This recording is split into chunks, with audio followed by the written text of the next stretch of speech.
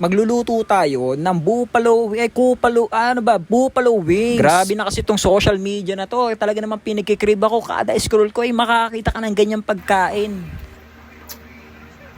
Sarap kupal. Kaya dali-dali akong pumunta sa Save More para bumili ng chicken wings. Wala na akong ibang binili rin kundi manok lang kasi nga marami naman akong spices. Ayan ganap na ganap talaga Asin, itlog, paminta sa manok. Magpainit ng kawali. Harina, paminta, asin, breadcrumbs, pagaluin. Lagay ka na ng mantika sa kawali pero pinainit ko muna yan bago ko ilagay yung mga manok na nakabreading na. Prituhin mong mabuti hanggang mag golden brown. Ihango mo na tapos ilagay mo lang sa tabi-tabi. Gumawa naman tayo ng sauce. Butter, ketchup, sriracha, paminta, asukal, konting tubig, bawang at sibuyas paggaluin. Ilagay mo na yung manok hanggang sa kumapit ang sauce. Sauce Mario Joseph, napakatsala. Para sa deep sauce, mayonnaise, oyster sauce, suka, paminta, tapos mekos mo lang hanggang maging ganyan ang kulay. Pagkatapos, pwede ka nang kumain, Isasaw mo dyan sa may deep sauce.